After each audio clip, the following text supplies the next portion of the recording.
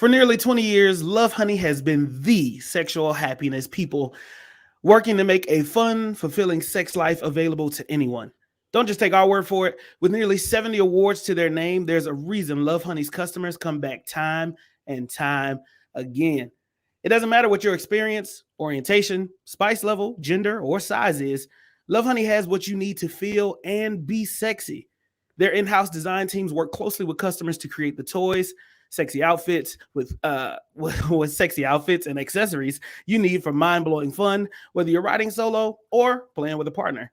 So one thing I like about one thing that makes me feel sexy is the freedom to be sexy. You know what I mean? You want to have that freedom and that bond with your partner, and there's nothing better than an experience where you both feel comfortable in the bedroom. And Love Honey helps with that all the way through. They have something for everyone. We're super excited to be teaming up with Love Honey to give you 10% off your next purchase. So just click the link in the episode description to claim your exclusive content. Don't forget, that's Love Honey, LOVEHONEY. Now, let's get to the podcast. Welcome to Films in Black and White, everybody.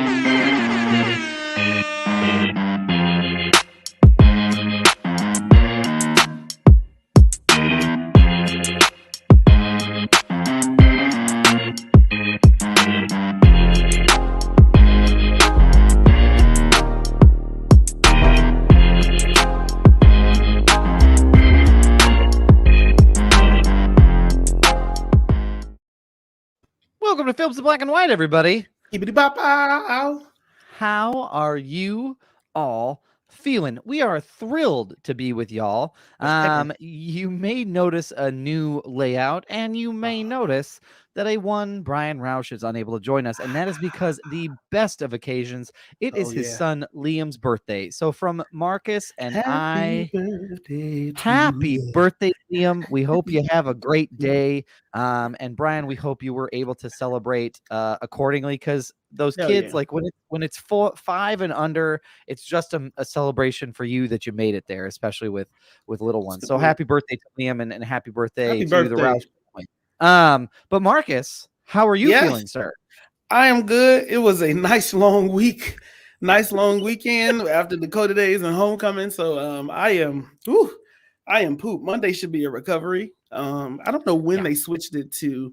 We used to have a day off after Dakota Days, and now we don't. So that was a bad decision. We need to go back. I mean, it used to be that like Native American Day was right after Dakota Days, which gave everybody a little bit of time off. So yeah, man, I feel you. I've ran into some other folks who are also hurting on this Monday morning. So it is not just you, sir. I thought the students partied hard. The alumni go harder. Oh, 100%. Yeah, 100%. Alumni use this as like almost like a hall pass. Like they can come back and act a fool and nobody cares. For sure. But anyways, how are you doing? I am doing quite well. I had a great weekend. It was the first time I got to see the festivities from this side of the house. So it was nice to be able to be a participant and not a planner. So that was really, really great.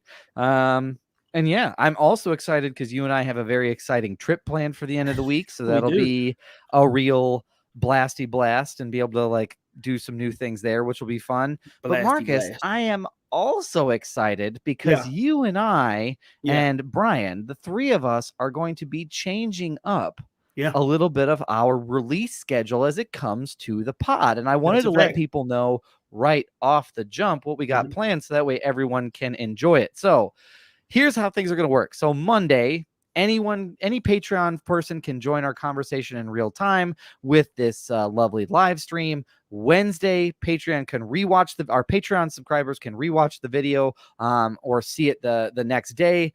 But on Wednesday, we are officially going to drop our podcast wherever people get it.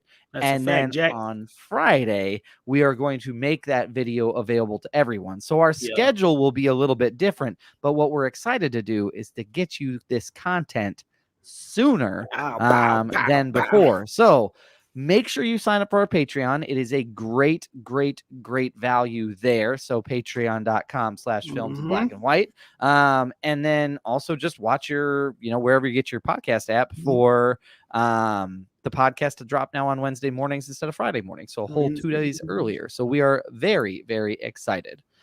But more importantly, Candy Wars coming soon. Candy Wars we got coming soon. So if you've been following us on Facebook, not Facebook and Instagram today, Yeah. but Shut if you've down. been following us on Facebook or Instagram, we are doing something called the Candy Case Showdown. So this is where we are telling people to vote for their putting 2 candies that you would find in a candy case at a movie theater, and we are putting those up to head for our audience to vote on, and then the top 8, Marcus and I are going to do a live show where we do a taste test and then give you our top 3, which we are very, very excited for. That's a fact, Jack. There have been some surprises. I got to be honest with you. Nerds Rope coming out of left field, I did not see coming. So, yeah. So I know I told you I won't eat whatever piece of shit it was going up against. It was Junior Mints. I ain't eating this shit. And they tweeted us. They were like, that was no my challenge. favorite part. That was my favorite part. First off, their GIF was amazing. Yeah. And then on top of it, the fact that they tweeted back at us was fantastic. So, but yeah, that's what we got coming. So make sure that you check that stuff out. Marcus, we have some score to settle with Catch That Quotable. I am relevant but irrelevant with this at the moment. But it's exciting nonetheless. So that's kind of where we're at. So I'm going to let you kick us off because you are in the lead. Okay. But what is your quote for this week's Catch That I got to give the Quotable? quote. Okay. All right. Hey, bet. Okay. Here we go. I can't really be a lawyer and a criminal, can I? I want to win, but do I want to win like this? I'm of 2 minds here. Huh. I can't really be a lawyer and a criminal. Are you starting? Or you want me to read it again? Go ahead and read it again. Oh, okay. I can't really be a lawyer and a criminal, can I? I want to win, but do I want to win like this? I'm of 2 minds here. Huh. See, on the one hand with this, I feel like this is definitely a lawyer movie. So right off the jump, Liar Liar comes to mind. But there are so many other like lawyer law movies that I'm having a hard time with. Okay. So I'm actually going to just wait and smash that hint button. Okay. To see what you got. So Marcus, do you have a hint for me? Yeah, I do have a hint for you. Okay. It's going to be Mob. Mob? Mob. It's going to be Mob. Okay, it's going to be Mob. Yeah. I mean, I'm going to have to go with my gut. Marcus, is this Liar Liar? Douglas Wagner. This is not Liar Okay. Liar. What is this? I had made up my mind. Once I thought of it, I was like, that's it. This is Batman, The Long Halloween Part 1, which I just watched last night. Harvey Dent says it. I'm of 2 minds here. So in that movie, they do a lot of hinting towards Two-Face. Sure. They do a lot of situations where, the house exploded. That's how he got his Two-Face. And it's like, nope, not exactly. Yeah. So they do a lot of that. They posted Part 1 and Part 2 on HBO Max. So both of those are actually up. And I watched Part 1 last night. That's super legit. I was waiting until they would put those up there because it was pretty good. That's an awesome graphic novel. So I had to do Mob because obviously the Falcone family. Yeah. That's whose money it was when Harvey makes the decision and he says that line to Batman. All of their money is in this warehouse of the Falcone family. Yeah. And he's like, we need to burn it. So he has a match and he's like, I don't know if I want to win like this, but they take the match and burn all the money that's in the warehouse. So, yeah. Well, that's super cool. Well, thanks. Good. And a newy, as you would say. Newy. Yep. So, Doug, what you got, man? All right. You ready for me? I'm ready. Okay. Here we go. I have to go shopping. We're running out of everything. Cat food, fish food, ant spray, rat poison. Okay. Wait, what? I have to go shopping. We're running out of everything. Cat food, fish food, ant spray, rat poison. Okay. There you go. Okay, here's what I think. Okay. This is a family movie. Okay. It could be a cartoon, which would be very interesting. I'm running out of everything. Cat food, something, rat poison. Mm-hmm. One of these things don't belong in there, and I can't tell if it's the cat food or the rat poison. I want to say it's the rat poison. Okay. You know, it makes me think about Mr. and Mrs. Smith. Okay. Like that scene where she feeds him the poison at the table, but I think that was a little bit too spot on. Oh, sure. What's sure. the hint? Your hint is secretary. Oh, fuck. Okay. Secretary? Okay. Here's what I'm going to say. Okay. Batman, but it's Batman. It's the one with Catwoman and Penguin. And Batman Returns? Batman Returns. Okay. Because Mekhi Phifer was a secretary. Do you mean Michelle, what I say? Pfeiffer? Mekhi Phifer, yes. Oh, who fuck that's a very different movie. Yes, that is a yes. Where Mekhi Phifer becomes Catwoman. Yeah, we're just gonna go with that. I'm gonna say that that's what it is. Okay. That, Marcus, is sadly incorrect. Ooh, Marcus, this movie that hurts. is the 1980 Jane Fonda classic 9 to 5. I ain't never seen that shit before. See, this is the thing. Okay. It's a classic movie. It stars Lily Tomlin, Jane Fonda, and Dolly Parton. And basically, the way that this movie, like, the reason why this movie is considered a classic is because it highlighted, like, people, like bosses treating their secretaries and their employees like shit.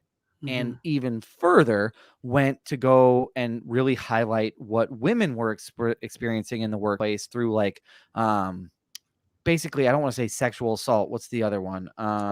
Sexual harassment. Yes.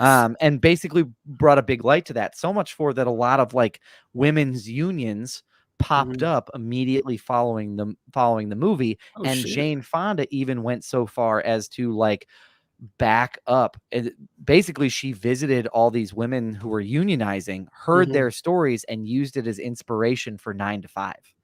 Hey, okay. What made you pick this movie? The song, the Dolly Parton song, I'm working 9 to 5. She wrote that explicitly for the movie, and that is one of Britney's favorite songs and one of Britney's favorite movies. And I was like, we should do that one. Shout out to Britney. There you go. Shout out to Britney. That was that's a good movie quote. Yeah. That's an old oldie. It is an old oldie, but definitely definitely worth a watch. Watch that one. Yeah, for sure. So the thing about the 80s, it gets a little wonky for me because it's like there was a lot of movies in the 80s and a lot of 80s type movies. Yes. Like, you know what I mean? And the 90s almost tried to duplicate those 80s type movies sometimes. It feels like 100%. 100%. And the other thing about it is that they, like, some of them had such a formula sometimes that it's hard to tell them apart, right? Like, it's hard to say, like, the truly unique ones that stand out, like 9 to 5, Ferris Bueller's Day Off, like 16 Candles. Those were so, like, very, very unique that it's so hard to place some of the other ones that were filler in between. So that's a tough order for sure. Yeah. All right. Well, that was good. That was good. Well, and thankfully, because Brian's not here, we didn't advance the scoreboard at all, so he's not behind, which we missed our opportunity. We love you, Brian. We did it on purpose. Well, Marcus, we saw a movie this week, and we went to go see the Venom2, Let There Be Carnage yesterday. You and I went to Vermilion Theaters to check this out. And there you have it. There's I think out of all the movie posters, I really liked that one the most. Yeah. And they released a lot of movie posters for this particular movie.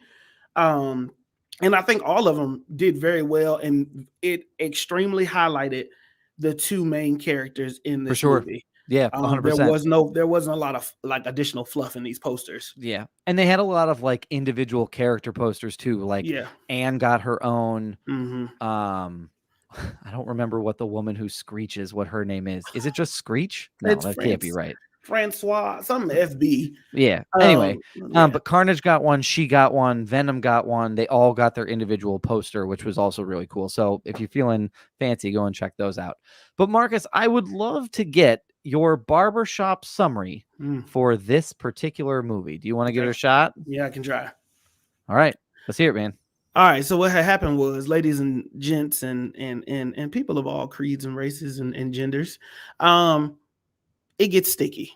All right, so it gets a little ooey gooey, if you will. So the black symbiote, lethal guardian, I guess is what he decides to call himself now. Lethal protector, or The whatever it lethal is you want to call protector. it, the anti-hero, whatever Venom is now at this point.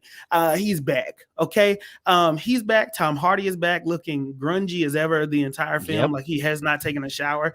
And so you have the sequel to the first movie that may not have been a hit originally, but became a hit the more it was on streaming services. We don't know. So Yeah. basically, what had happened was they continued the story of the after credit scene of Venom 1, where Tom Hardy meets Woody Harrelson back when he was wearing a terrible wig, but now he upgrades Awful to wig. terrible bangs.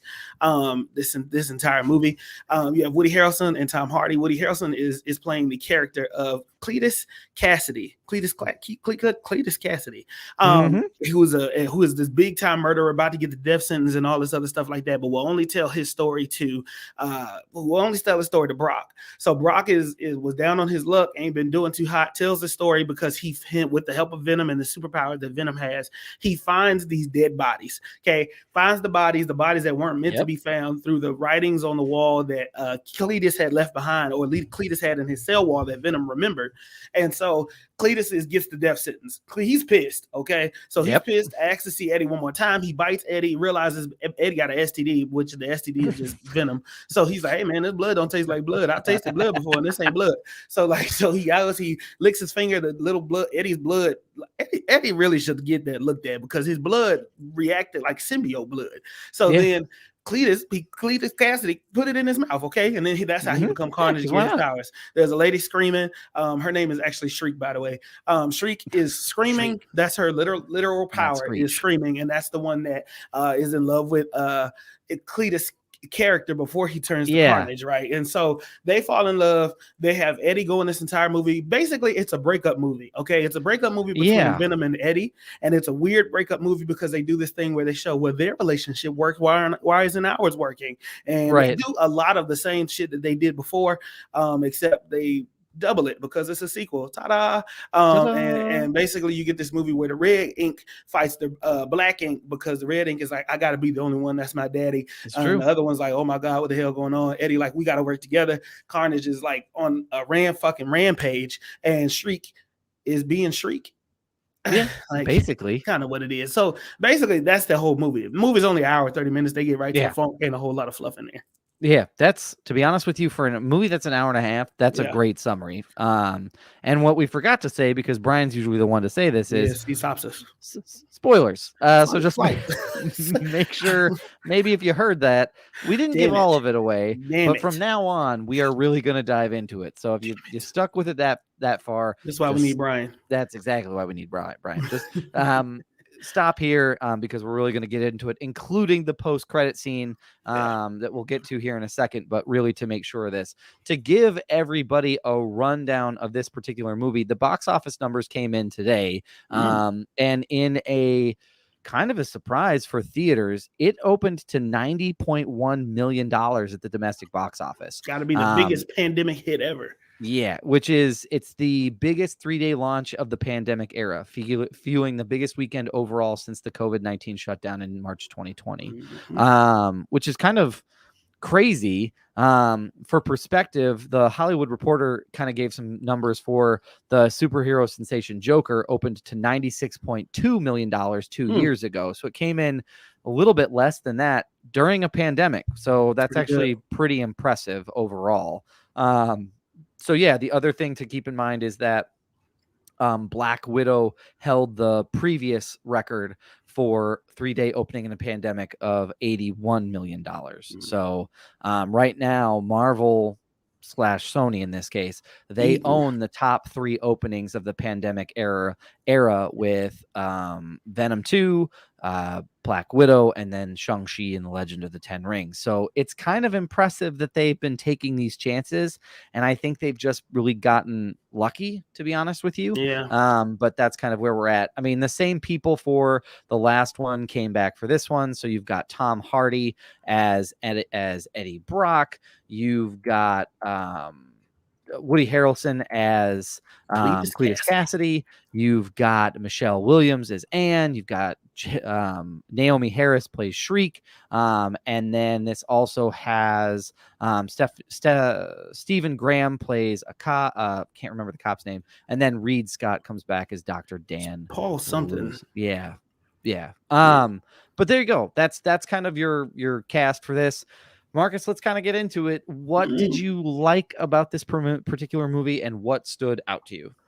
You know, I'll go a little bit more behind the scenes. I like the fact that Tom Hardy enjoys this movie. Yep. I mean, like, that's 100%. the base of it. He enjoys the character, enjoys the story, enjoys the movie. I also want to give props to Andy Serkis. Like, yeah, he's doing something. You know what I mean? Like, and that's not a bad thing at all. I think that they both are very invested into the development of the characters of Eddie Brock and Venom and what this story is. The first question that came to mind when this character got introduced, or the movie got introduced, was how do you do this without Spider-Man? Yeah. And it does seem like they are figuring that out. Yep. I don't know how much longer you can go, but for your first two movies, you're doing an extremely good job. So I just enjoy the fact that y'all are enjoying yourselves while making this movie. Like, 100%. Super invested. They are super invested. 100%. And I think the other thing is I think you can tell that they're having fun with it because they're keeping things like short and light. Because I think the death of this movie comes in over exposition. I think like the death of this movie, a movie that doesn't do well, is this movie, but they feel like they have to over explain, why does Cletus's blood react that way? They have to rehash why like Carnage doesn't ever really bond to Cletus. Like, we have to rehash all of this. We have to go over the colors of the symbiotes again. Like, that's the death of this. And what they did is, look, you saw the first one, that was fun. This one's going to be fun moving forward. So I think, to kind of boost what you're saying, yeah, absolutely. I think that this, I think you're absolutely right. I think the fun that the director and Tom Hardy had in this really, really, really comes out, and you can see it on screen there, which is really cool. On my end, as far as something that like I enjoyed about this, is I think the visuals are stunning. Again, I think they did a good job of making Venom and Carnage's like symbioteness really come out, with the tendrils and the way that those tendrils look, and the way that I especially love they leaned into this a little bit more in this one than they did in the first one, of like Venom coming around the back and actually having a conversation with Tom Hardy. So I really thought that the visuals in this continued to be spot on, because again, if you don't do this well and you CGI the suit and make it like really, really Green Lantern-y, I think that's where this thing kind of, again, the wheels come off and it just doesn't quite work. So again, shout out to them for the passion, like you said, and then also like just the visuals of it as well. Yeah, no, I think the time length of this movie, we're getting into a weird time period where same as albums, a lot of people don't want a lot of songs on their albums, and a lot of people don't. Some people like a 3-hour movie. Some people like a long album. Some people like this shorter content. Like, this was an hour and a half. They didn't waste any time getting into like the story and the real meat and potatoes of this thing. Like, it's almost like they really trusted the audience, or expected the audience to do their own research. Like, it was like the assumption of like, if you're watching this, you know who Cletus Cassidy is and how bad of a motherfucker he was, either in the 90s cartoon or in the comic books. They didn't have to reiterate how bad he was. It was like, this dude was a murderer. He's a psychopath. Woody Harrelson does a good job embodying that that you see it on screen. But they did not waste time. And you know what? It's kind of up and down for me. I'm not going to say I liked it all the way, or that I didn't like it, because in certain scenes, it did feel like I could have used a little bit more of this, especially when it comes to the relationship building. While the movie in full is a good run, the relationship between Cletus and his bright little light with Shriek, you know, it's implied and you get it, but like, I didn't see like her full character development. I guess I'll say that. Yeah. And I think the other thing is, I think Shriek And this isn't, I think Shriek got a short end of the stick in this because Mm-hmm. she's a really robust character with a lot of like ins and outs and a lot of robust backstory. And what I think bugs me about her use in this is that she was literally used as a, well, how does Venom beat Cletus? Right. Well, what if Shriek turns on him? Right. Like that's the only reason why a lot of this was used. And that's just kind of a bummer, because I think you could have done more with her. And I feel like a lot of that relationship was almost a little unnecessary. Mm-hmm. I mean, I appreciate his motivation, and that's how you bring all those people into the room, right? Like that You had to relationship is have how that. you get everybody into that church at the end. It makes sense for the story, but there's a part of me that, being a little more nitpicky, Mm-hmm. I was like, the love story felt rushed and it was just kind of there. So Yeah. I didn't really need it Yeah. to move things forward. So yeah, again, like you said, I mean, this is quick. Like this is not a long movie where they get bogged down in exposition. The trust your audience statement of like, look, it's Venom, it's Carnage, you get it, it's fun. Yeah. See you later is basically the operation. Which is what the first movie was. Like the Oh, first yeah. movie was absolutely like, I think it was made with the intent is this is supposed to be fun. Now, one of the things that just in natural conversation, one of the things I did not like Yes. was the conversations between Venom and Brock at times. Yes. So I'll just say the dialogue in general in this movie Yeah. in times was like it was weird dialogue. Very What was weird one of the dialogue. scenes we looked at each other and was like, what did they just say? Like, I There think was a Shriek said something. there was a Shriek when she goes and takes Anne Mm-hmm. is like, what the fuck is happening here? Like, Yeah. like who is this woman? Yeah. And why is she talking like that? Yeah. Like the way They tried Shriek, it, botched it. they botched it, man. Botched Like, it. and then like walked off. I was like, what is happening here? And the other thing that you and I could not shake. So Tom Hardy did his fucking best. And the Yeah. fact that he voices Venom and plays Eddie Brock is to Mhm. his credit. Again, he loves the character. He loves doing that. Not faulting him for it. He Mhm. should have listened and watched The Dark Knight Rises before he Yeah. committed to that Same ADR character, just Venom, the because frequency his higher. Venom sounds almost identical to Bane. Yeah. Almost It's identical, close. except with a little bit more fun and a little less raspy breathing. Yeah. Yeah. Like No, that scene, that's right.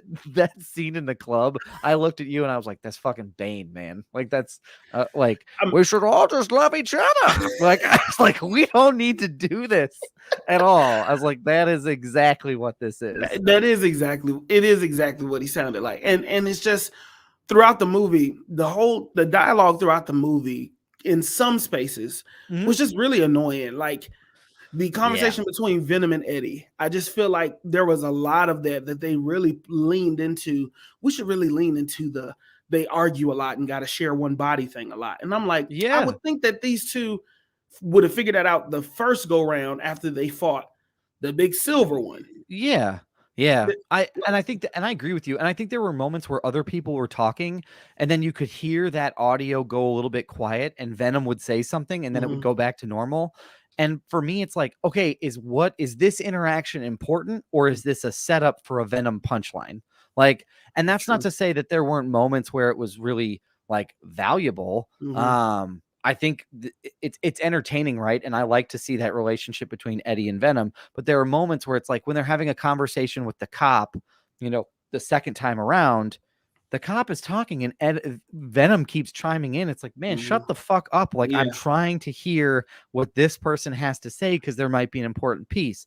Now, to Andy Serkis's and Tom Hardy's credit, that's got to be what it's like for Eddie Brock to be with Venom. He can't focus because Venom's always chiming in. But for an audience, it's kind of annoying, or at least I found it to be annoying. Yeah, it can be a lot for sure. Yeah, and that's not to say like, yes, maybe the movie is supposed to be written from a perspective of Eddie Brock and Venom, and that's what it sounds like, and this is what it feels like to have a voice in your head. Which, if that's the case, I think they did that extremely well. Oh, for sure, 100%. But at other scenes, a lot of this relationship was just like Venom destroying the bike. Okay, yes, that would actually happen if Venom got pissed off. Like this ego stroking thing with Venom, Mm-hmm. although that may be true to an extent to the root of that character. Like Yeah. when you think about Venom and Spider-Man, Venom wants to the best. That's why he attaches to He's Spider-Man. the best. He wants to be the best. He wants to kill Spider-Man because of his, Yep. He that's even what says it it in the means to be a movies, like, champion. I'm an apex predator. Like, Yes. I don't wait around for things to come to me. Like, I go out and take them. And he take and I think that it was just weird that there was a lot more ego stroking in this that got Venom going to protect him. Like, I want to hear an apology. I want to hear him beg. Or Anne telling him, like, oh, aren't you the best? And like kind of flirting with Venom or letting him know that he's like, where does that stem from? Because on his planet, he's a loser. But now you're saying you got to stroke his ego, and here he's the big hero. Yeah. I didn't understand that either. And I think the other thing that kind of bugged me about that too is the scene in the club when he's like, oh man, Eddie, I really wish you were here to see this. Yeah. And there's a part of me that's like, that seems a little out of character for Venom as we know him in the comics, right? Like that feels out of character because again, Venom is, I've made you better. I'm in charge. You're just along for the ride. And in this, it's like they both need each other. And again, the death of this movie is leaning, again, this movie worked. It crushed it at the box office. Yeah. It's entertaining. So this is very, very nitpicky stuff. But this is that fine balance of like, if you had gone too much either way, this movie doesn't work, but it does seem a little just it seems like an odd choice. I think is the best way to put it. I'll say this before, one more thing before I get to you. Yeah. Or before I hand it over to you, rather. This is important. Yes, it's nitpicky, but here's why it's important to me. When we look at that end credit scene, yes, it seems like they are building that bridge for these two people to run into each other. So if you want to leave, now's a great time to pause the podcast, go watch the movie, and then come back. Spoilers are happening right now. Because at the end of the movie, we see this scene where Eddie and Venom are having this conversation in some island, on some island, because they're on the run. Same island from In the Heights. With the green crab. Green crabs. So they're having this conversation, and Eddie and Venom is basically telling Eddie, I would blow your mind with the things that I've seen as a symbiote in the universe. Yeah, and the hive mind. The hive mind of the universe gives us all the knowledge. It's so much knowledge, it would blow your little mind. That's exactly Here's just a taste. Yes. Yep. As that happens, and he says, here's a taste, okay? There's this flickering of a light that happens. And he's like, what? And Eddie and Venom are like, what's going on? What's happening? What are you doing? He's like, that's not me. I don't know what's going on. Yeah. All of a sudden, there's this blip. And it's the same lighting and coloring from Loki and the multiverse and all that other stuff. So giving you a hint of where this is leading. And they end up in this new room. It's still an island, but it's in a new room. And everything flips. They look to the TV. He's like, what's happening? Where are we right now? Blah, blah, blah, blah, blah. Look to the TV. J. Jonah Jameson is on TV saying how we just found out Peter Parker is Spider-Man. Blah, blah, blah, blah, blah. End of Far From Home. The end of Far From Home is playing on the TV screen, and it's the news segment. And Venom looks at the screen, and he says, there's some, what did he say? There's something about there's something about this. He's like, there's something about this guy, and then he licks Peter Parker's face. He licks the screen. He licks the screen, and he walks out. This random guy walks out who is in the room essentially, right? Yes. And walks out. And he's like, "Dude, what are you doing?" And it's just Tom Hardy sitting on the floor, like, I don't know what I'm doing or where I'm at. The multiverse just flipped, and basically these two worlds are colliding. This is doing what we knew was eventually going to happen. Yeah. This was taking. Again, Marvel's trying to consolidate its Spider-Man property into one space. And what it basically did is, hey, people who really enjoyed was Spider-Man 3 was that the Fox universe or was that still Sony? I think that was Sony. Confused. Yes. With Toby, that was Sony. Yeah, that was Toby. So consolidating all of its Sony universe stuff into now the Tom Holland universe. And essentially that's what it's doing. That this moment that's supposed to happen in No Way Home is what brings everything together. Now, that is yet to be seen. December will come, and we will have to have an update as far as what this means going forward. I have a theory about this, and I know you and I talked a little bit Mhm. like right after the movie. I have a theory as to I think that Venom knows who Spider-Man is. Okay. That's a how. Explain And that. this is how. So he said the hive mind of the universe has more knowledge than your little brain can handle. I think that this Venom knows about Spider-Man because of the other Venom from Spider-Man 3 and is picking up on that universal information through that connectedness Hmm. back to where he comes from. And That's I think he's interesting. able to identify, he sees the suit, and that's triggering his knowledge to say, I know this person is powerful, because otherwise there's no reason for him to say that, because it's just an image on a screen. But I fundamentally think that that's where that's headed. That would be. I think that would give you. I think that would validate movie sense. That it would make sense and connects the bridges movie wise. Me Yes. personally, I disagree. Okay. I think that Venom, that was his first time seeing Spider-Man, and kind of Yeah. close to the comics. There was always something about like Sure. even in the comic books and the TV shows, Venom would reject Brock for Spider-Man. That's true. After and mind you, that's after they attach to Spider-Man and feel that power and feel all of that. Because technically, for those that don't know, Spider-Man is one of the most powerful heroes in the Marvel universe. Yeah. And if you go said back repetitively.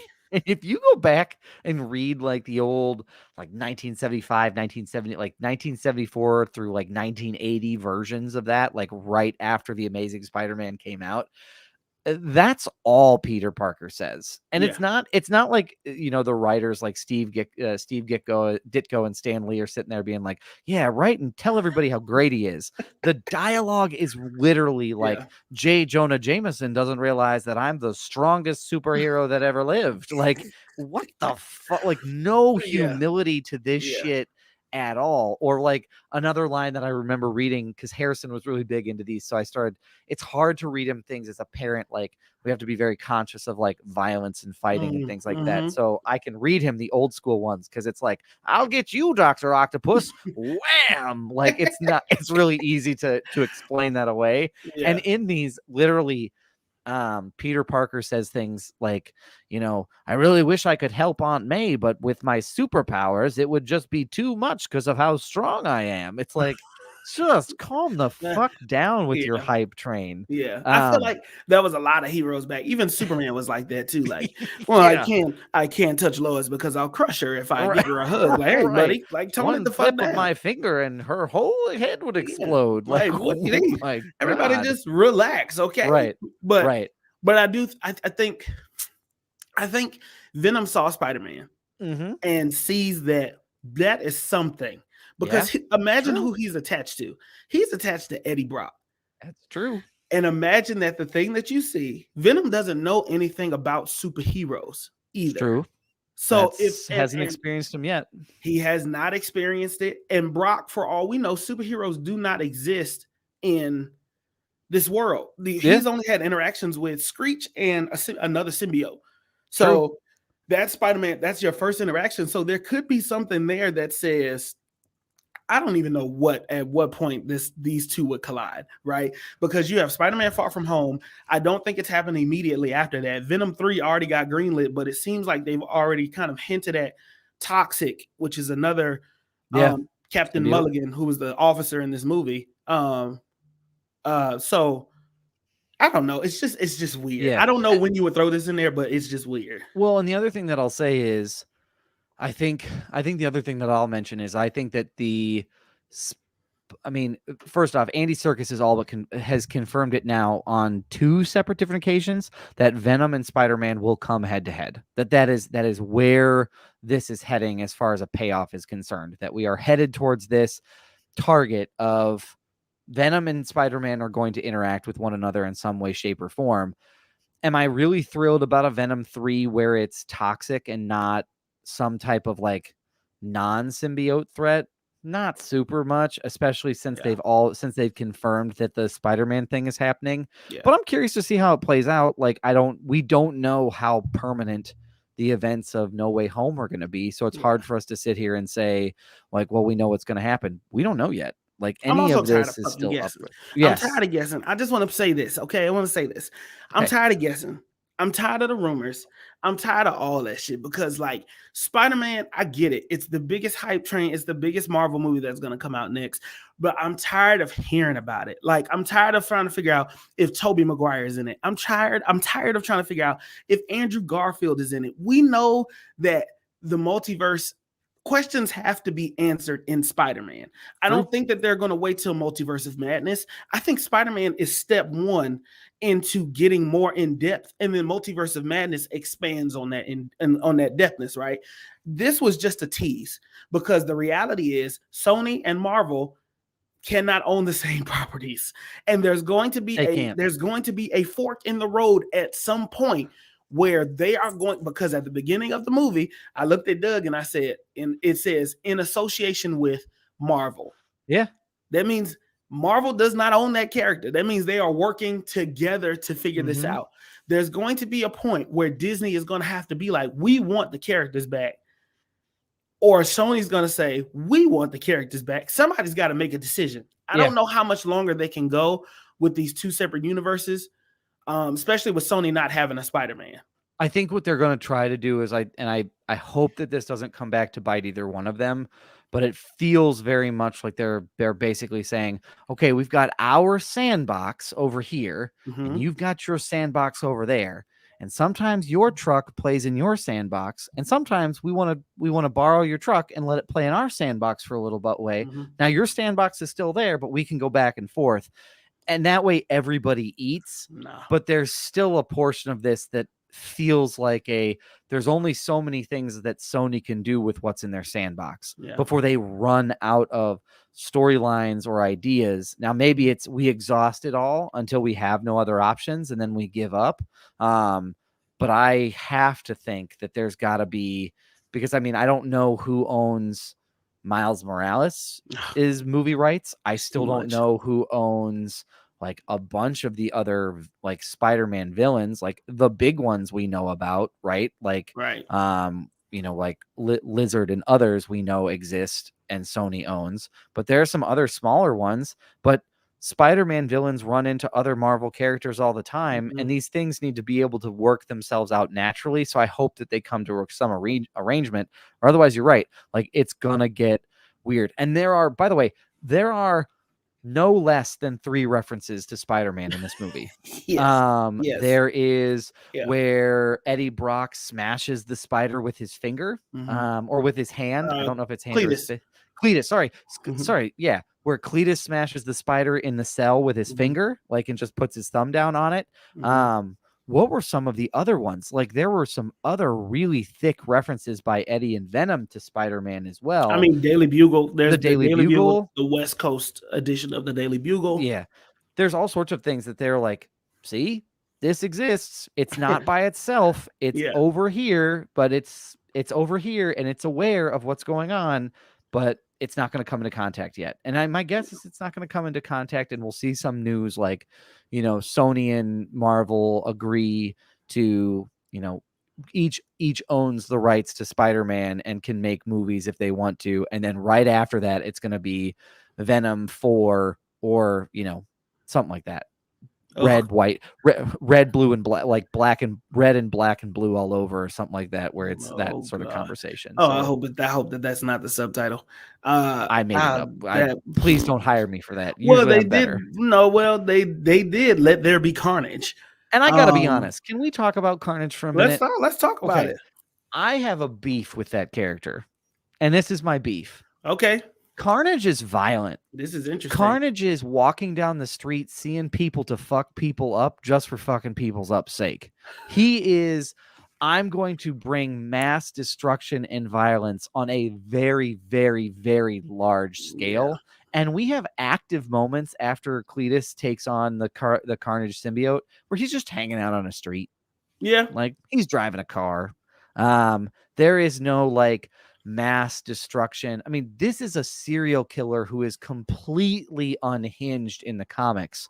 And yet here it's sort of like, I'm unhinged, but I'm also just really smart, maybe. Like, and so there's a portion of me that was like a little can we see more carnage? I mean, we saw him push a vehicle off a bridge for no good reason. We did. I mean, there was the whole destruction with the cop cars outside And the jail. and the jail, like, and also glass imploding inwards cuts everybody. Would have just really killed her. fast. Yes, Absolutely. Yeah, that would have killed her. But I feel like there wasn't enough. I want Sony to take on the courage, the same courage that Fox did with Logan, and say, we have a character that can make knives with any part of his body and enjoys cutting people up. Let's put some blood in this. And yet the only like real blood we saw was when he bit Eddie's finger. Yeah, that's true. There was a lot of head bitings off and people literally dying from Venom taking over their bodies and stuff. Yes. And the darkest that they got with the blood was the quick head biting scene of Cletus Cassidy at the end of the movie. Yep. And then the alleyway where there was a dead body. Yep. Right. And so and that's not to say carnage isn't violent. I mean, in the prison, he sticks his tongue down somebody's throat until they die. That's pretty gruesome. But there's still a portion of this that just feels like, what is happening? This feels very non-carnagey. And I think to add to Doug's point, you just had a mass murderer who was set to the death sentence that was bought back by the governor of California. Was bought back now. Yeah. He just escaped the prison and started a carnage tornado out of the prison, eating the warden. Okay. And there was no all that happened on the news was they put the city on a curfew. They didn't say we need to lock this motherfucker down because he just transformed into an alien. And the cops was like, well, we don't know what really happened. They just said they seen a monster. This is like, what? And I was like, wait a minute. Of all the officers that are in that prison, all the reports you would have gotten, you didn't hear nobody distinctly say, yo, he turned into a big red fucking monster and walked right out of here. And also, do you know how many prisons that just don't have portions of their prison where there's no cameras? Yeah, right. There's this, so the whole execution wing, that's like, nah, they're not getting out there. Don't put any cameras in there. They're putting cameras fucking everywhere, man. Yeah. So somebody somewhere would have had some type of footage of this. Yeah. The same goes for Venom. A woman is riding a bicycle down a street and a big black arm shoots out to give somebody in a window the middle finger. And nobody's like, ma'am, excuse me? Yeah. Like, what is happening with you? Yeah. So there's a lot of this.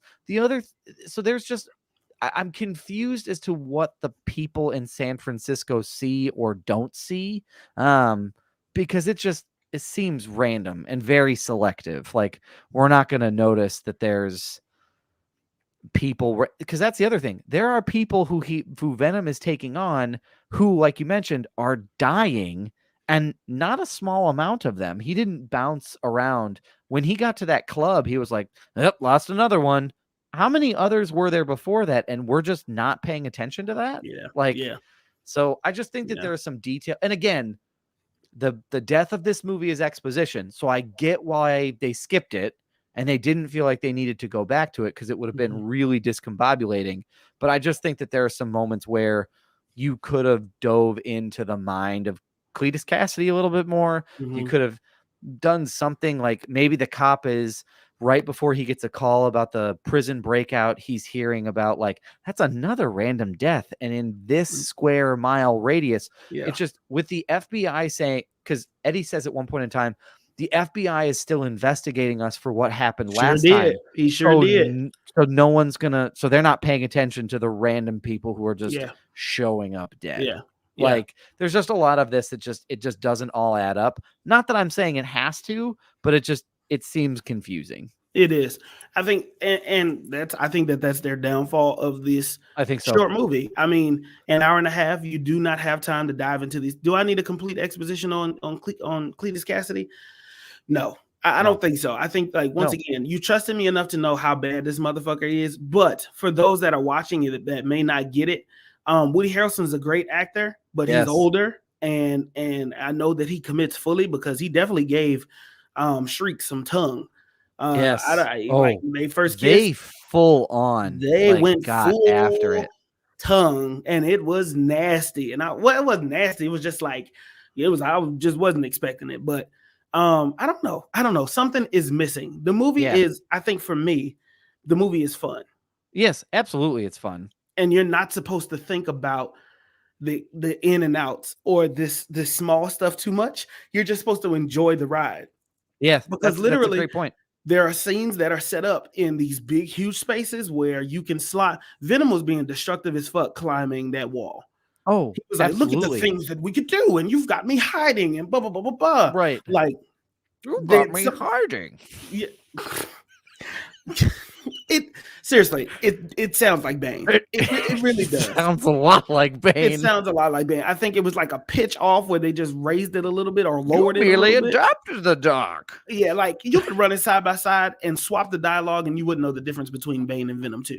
That's very true. That's just how it was. But I don't know. I wanted Venom to stretch his legs a little bit more too. I would absolutely agree with that. Yeah. And to provide some context onto why it's so short. So Andy Serkis, the director, participated in a Q&A with IGN, the online video game and sort of comic book magazine. And they asked him directly about the shorter runtime, and he had this to say, quote, "We always wanted this film to be a real thrill ride, a fast, muscular, not hanging around too much with exposition. But having said that, I think what we've done is achieved a real balance between dropping an anchor with all the characters that you feel like you're fully immersed in them, and that we're not just rushing through to the next battle or action part. We knew we needed to get Carnage into the story at a certain point in time and didn't want to linger too long before that happens. But by the same token, what's at the heart of this movie is a fantastic relationship between Eddie and Venom. So we didn't want to rush through that.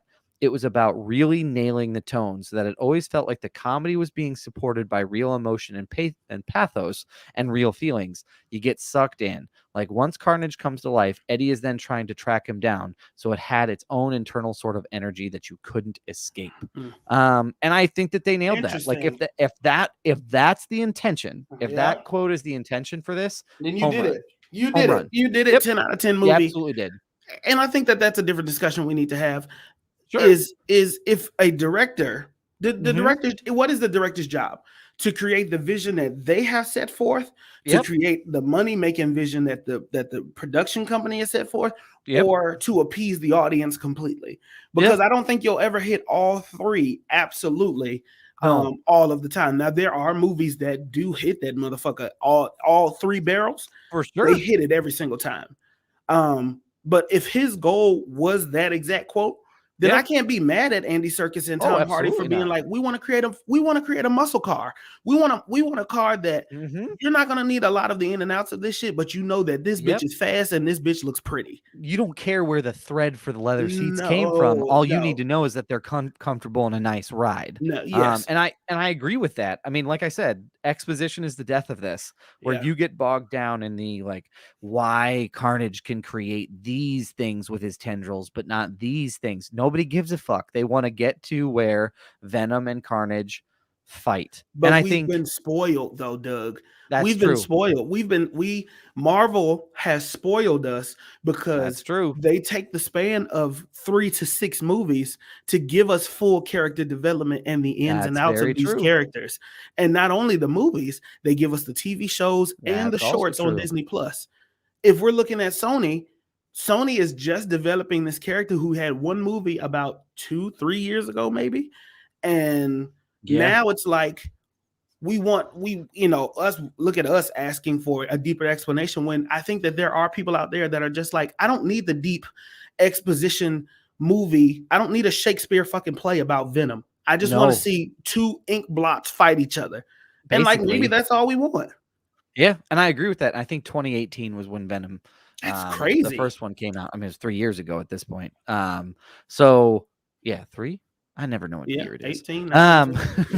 Yep. So you're right though. Like again, we've been spoiled in the case where not only are we getting exposition in like movies and TV shows, there's a thread through all of them. I mean, look at Wanda Maximoff. Look at she came up in Age of Ultron, then Yep. she comes back in Civil War, Yep. then she comes back again in Infinity War and Endgame with a Mhm. very powerful moment in Mhm. both of those. And then you follow her up with such a robust series that when you rush things like this, I think some Marvel fans are going to be deeply disappointed with how this shakes out. I think they're going to say, why not give me something more than just the comedy of Eddie and Venom having essentially a domestic abuse situation?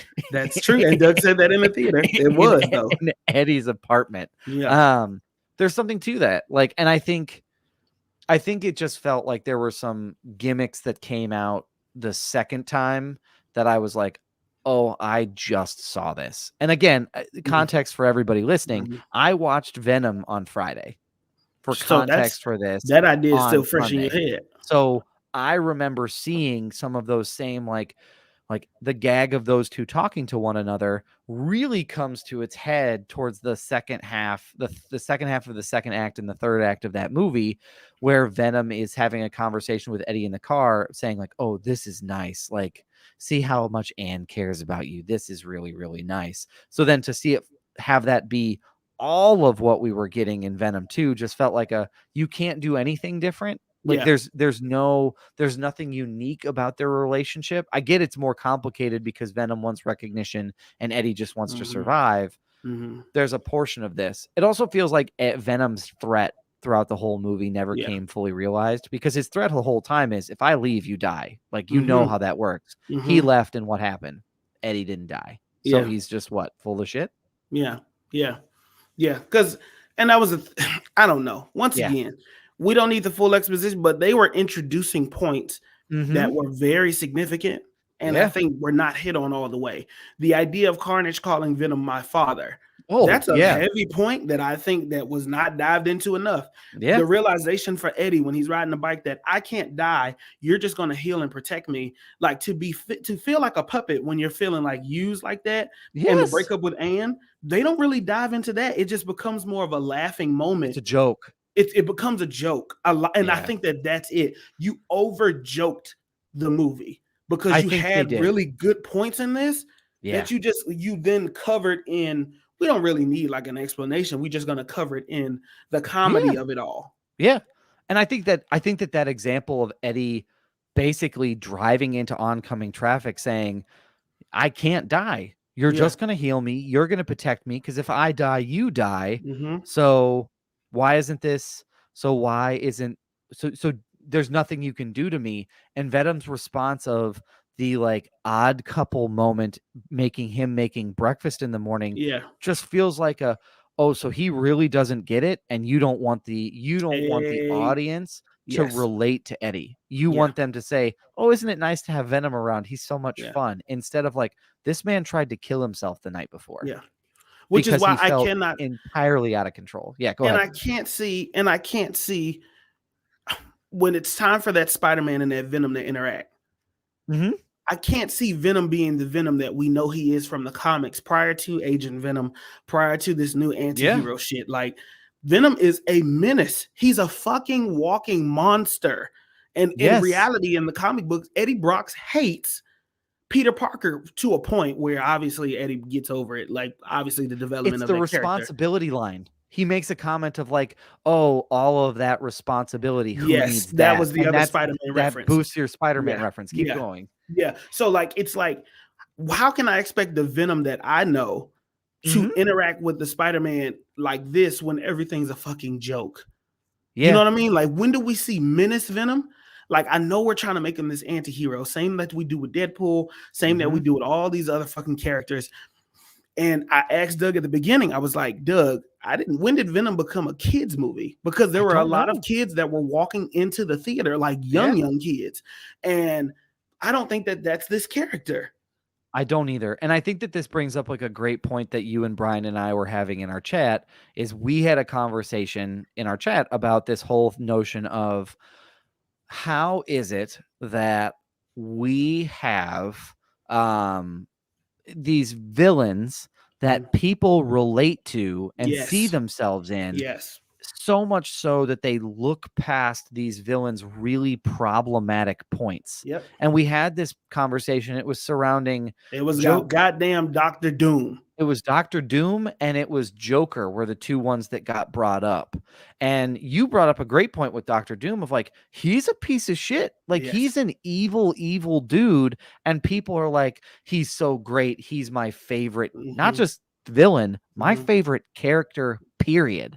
And so how is that? Why are people not recognizing that as being problematic? And I would say there's a little portion of this with Sony verse Venom and comic book Venom. I mean, comic book Venom he's a menace because he's walking around New York eating people left and right. Yep. Not because he has a hunger, but because he fucking can. Yes.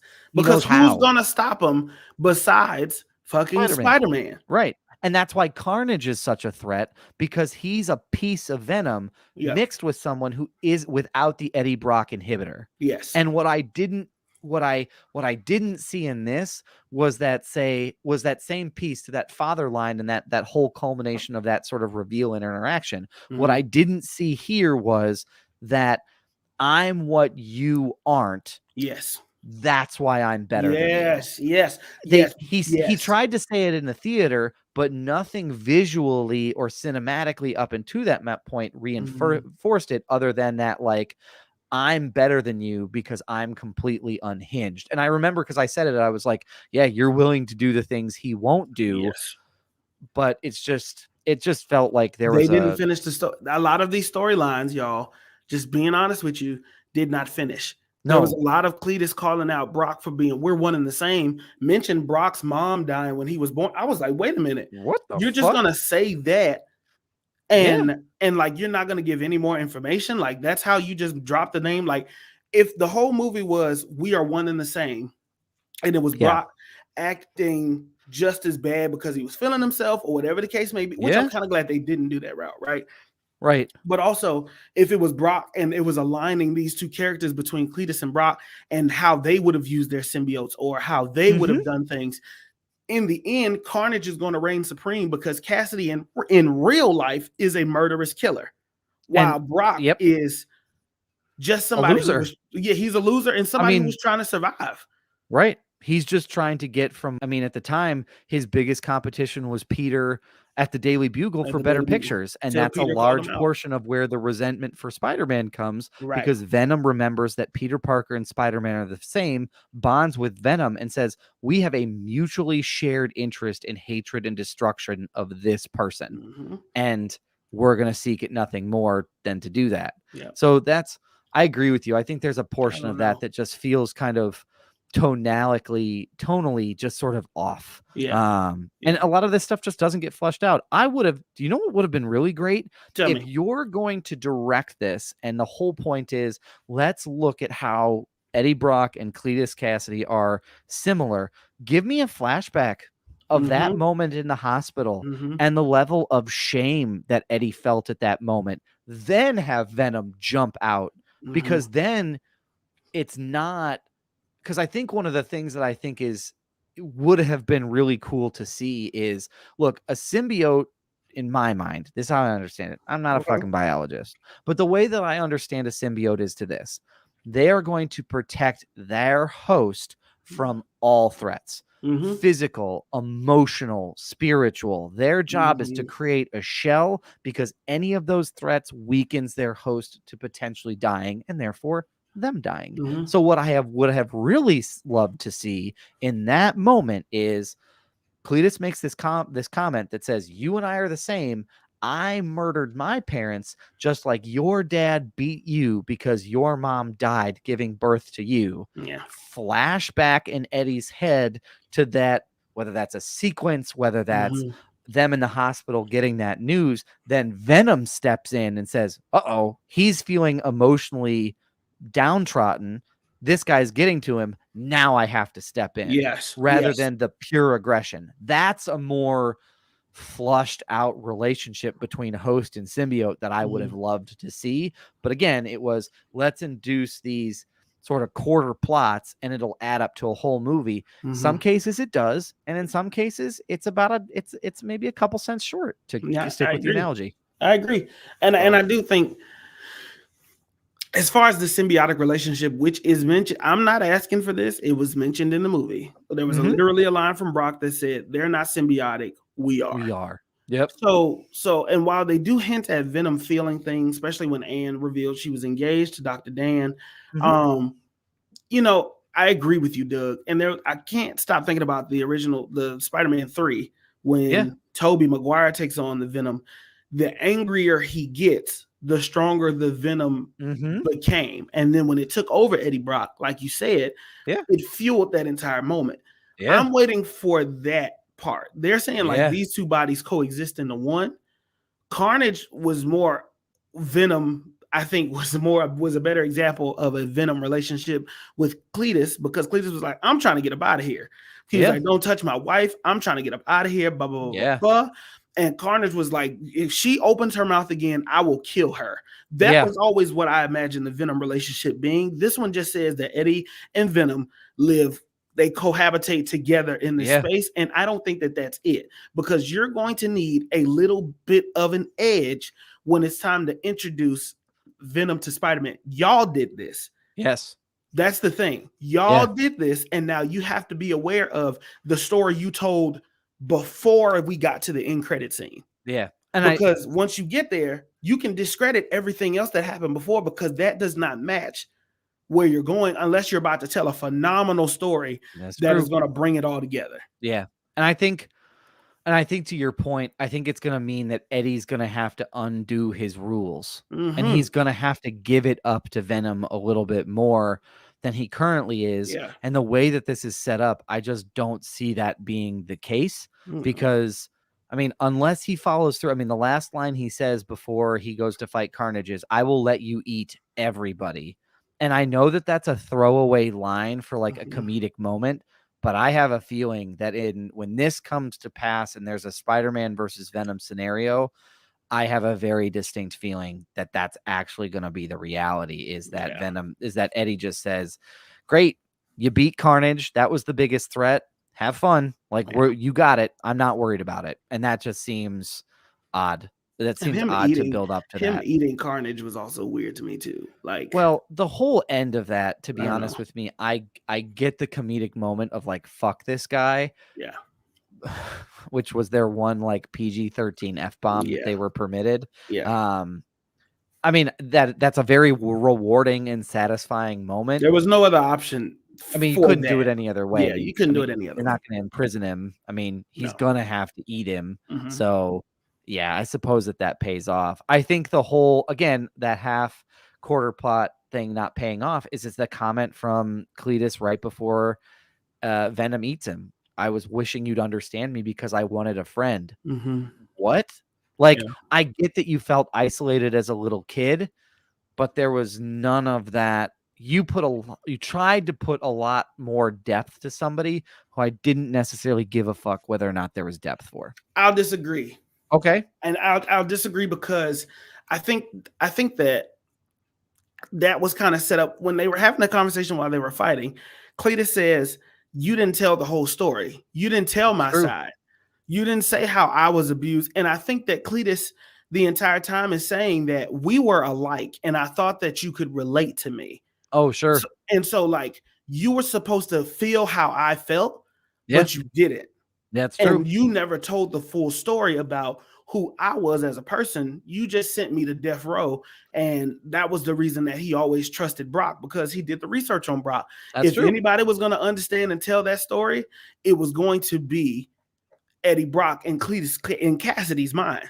Yeah, that's very true. And I will say, I did like that original story for how they introduced Venom and Carnage and Eddie to Cletus. I thought that was well done to make it to lean into the reporting element. Like, I thought that was really good. So I'm not mad about that after basically shitting on this for the last 45 minutes. I don't think that that's a part of it that I enjoyed. And to be honest with you, to Andy Serkis's credit, what he went for was accomplished. This was a Ford Mustang going 95 down the freeway. Like, there was no part of this that wasn't like, this is really fun. It's just, I wish that it lasted a little bit longer. Mm-hmm. And I do kind of wish that there were some of those backstory things I just wish some of those elements that they introduced were completed, because I Yeah. didn't hate them. Yeah. It's not like I was opposed to them. It's just Mhm. they ended up falling short. So So let me ask you a question, unless there's anything else you want to say about the no, go movie. ahead. Where do you rate it? Scale of 1 to 10. What usually we do is it worth the price of admission? Yeah. And I think that that's an easy, we love movies. Well, So anything is really worth the price that's of very admission. true. So Yes. where do you rate this on the scale of, So Marcus, I'm glad you brought this up, because I okay, wanted to introduce a new rating system. So on a nice. scale of 1 to 5 microphones, Okay. I give this a 3.5. Okay. I give this three and a Okay. half microphones out of 5. And the reason why I give it 3.5 is it's enjoyable, it's fun, but it's enjoyable and it's fun and it's a nice ride. It's certainly a great follow-up to a fantastic first film. I think the reason why it's short, a microphone and a half, is there are just elements of this that felt rushed, that I either wished were cut and another workaround was found, or were completely flushed out. And not to the point that they were completely flushed out, but a little bit more exposition. Like, we didn't get anything on where Shriek came from. She was just there. Like, and we didn't get any exposition on why Ravencroft was keeping her there, or what Ravencroft is in general. It was just like, look, we put him there. And again, A lot trust of your audience. references. Your Yeah. audience is going to know who that is, but there are some pieces of this that I felt like could have been a little bit more It's a great point. explained. So Great point. out of our 1 to 5 microphones, I give it a solid 3.5. 3.5, 3.5, 3.5. Okay. On a scale of 1 to 5 mics, I'm going to say 4. Okay. I'll give you a full 4, because I believe you are a few steps, a revision, Yeah. a reshoot away from having a really good movie. Now, here's what I'll say about the first. Here's why I also give it a 4. I give it a 4 because the first Venom movie did not hit with me originally. Oh, It just sure. did Okay. not. When I saw it in the theaters, I don't think that it hit with me. After I rewatched it during the pandemic, I was like, oh, wait a minute now. This is actually a pretty good movie. I get what they were trying to do. I get the pace of it. After the hype died down, I got it. So what I want to do is rewatch this after the hype dies down, after it's on streaming services for a while. I think I could enjoy this movie for what it is. And also, I got to give some credit to that end credit scene. Yeah, that's true. That end credit scene really I mean, I've never seen anything like this. I'll be honest with you. I've been trying to think about it. I don't think I've ever seen a universe connect like this through other properties. Like Marvel, Disney, I don't know what they got going on. Kevin Feige, I don't know who it is that's at the helm of this direction, but whoever it is, bra fucking vo, because no kidding, you are doing something new where you just introduced Sony, who is supposed to be the competitor, to the multiverse, saying that anything is possible. You basically canonized a character that we never thought we were ever going to get. Which you means basically worked him in, and with No Way Home coming, I have a feeling that's going to further cement this as no. This is Spider-Man MCU canon. He's going to have to battle Venom at some point. Because if that happened to Venom in this movie, I imagine that this was an example of what happened to Green Goblin and Doc Ock and all of those when it's time for Far From Home. The explanation won't be needed because nobody will have to explain anything. They'll just say, remember what happened to Venom? The same thing happened to them. They didn't know how they got here. They're just as confused as we are. And they just popped the fuck up in a world where this Spider-Man exists. And they saw Spider-Man, and the only thing they knew was what they knew from their universe, which was Spider-Man's the enemy. Which to us, we're Spider-Man, where this universe is new to us. We don't really know. We're trying to figure it out. And to the monsters, they're the OGs that have been around a long time, that have grown up with Spider-Man, saying, no, you got some shit coming you just don't know about. Yeah, and I think the other thing that's going to be interesting just to see what they do with Morbius, because Morbius comes out after No Way Home. Yeah. So he exists in that universe. Does he exists in that universe? Yeah. Did the same thing happen to him? Yes or no? Like, there's basically Disney said our biggest event, the past 10 years, the biggest event was the Infinity Stones. Yep. The biggest event that will have the longest lasting impact on our MCU going forward is going to be this multiverse concept. Yeah.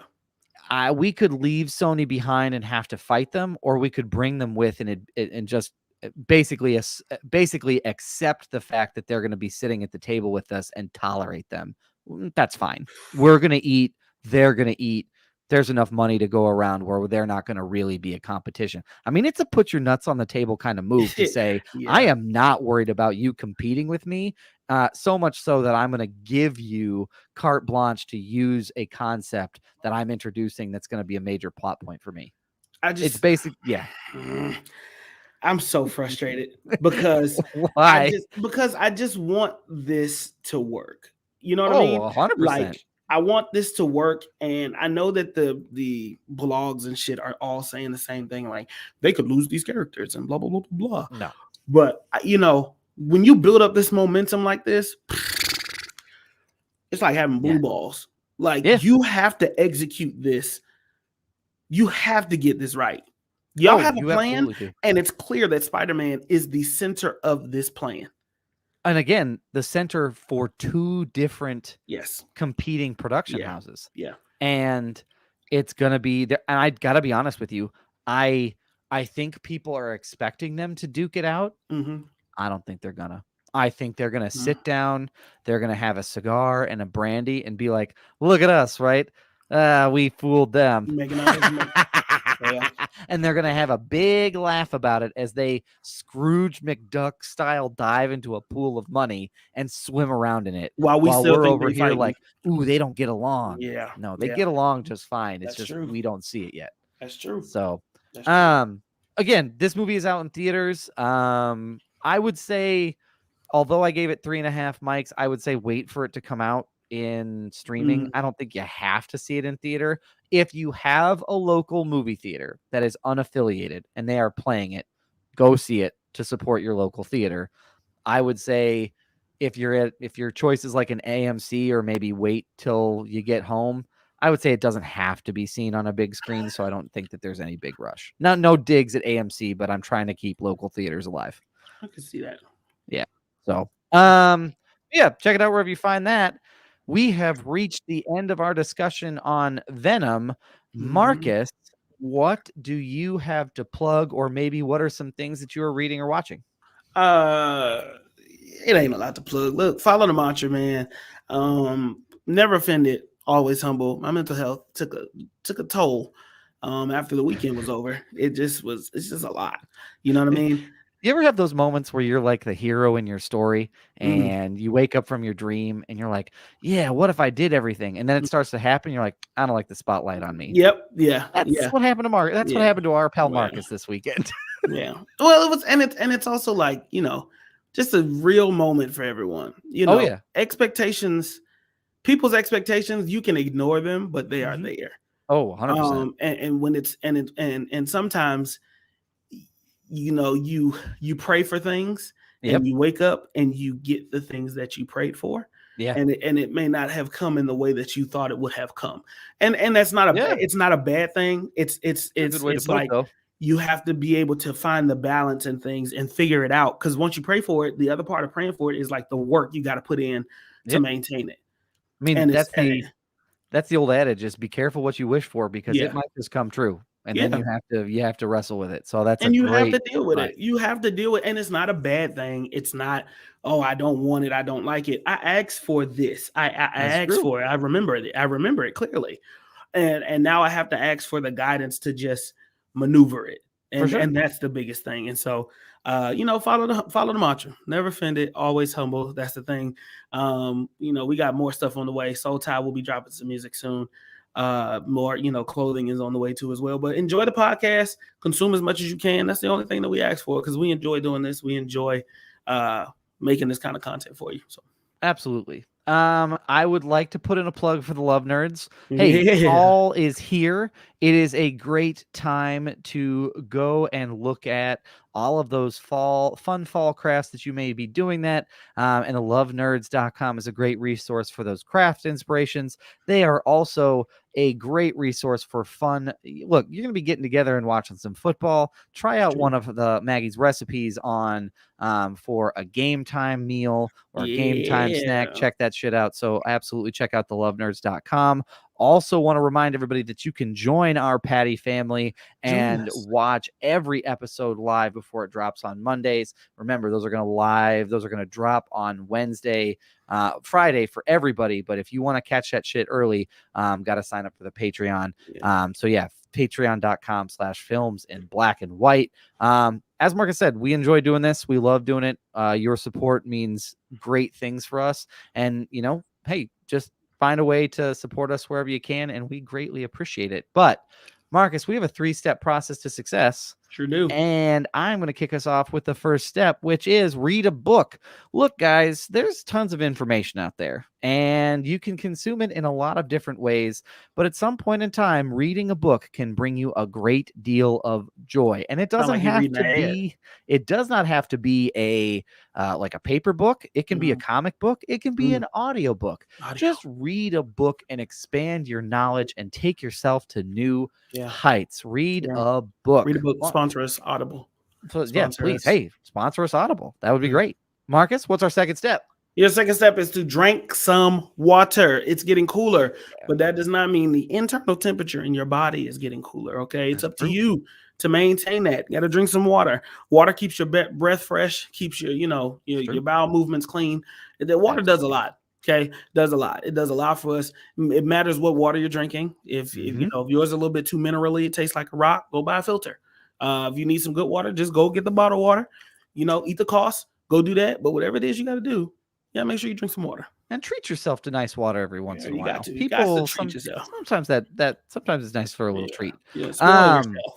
Lastly, wash your ass. Look, everybody, it is fall. The leaves are going to start falling. We're going to start changing. Things are going to get a bit chillier, but that doesn't mean that people aren't still going to smell you. You think that your body's going to escape smell of others by putting an extra sweater on. If anything, it's going to make it worse because you're going to go outside where it's cool to inside where it's hot. It's just going to get worse. So make sure that you wash your ass, cloth, soap, something get up in it and make sure you're clean, and wash your legs. I keep saying that because it's important, but don't just let the water drip down. Actually, wash your legs. And your back. We will be back next week with with our trio being complete, covering No Time to Die, which is the next James Bond movie. Remember, Marcus and I will also be doing our Candy Case showdown of our top 8 finalists at that time. Not at that time, but at some point in time in the next week or so, we'll be doing that. And just check out all that stuff there. But in the meantime, and in between time. Stay safe, stay healthy, and we will catch y'all next week. Go buy some love honey.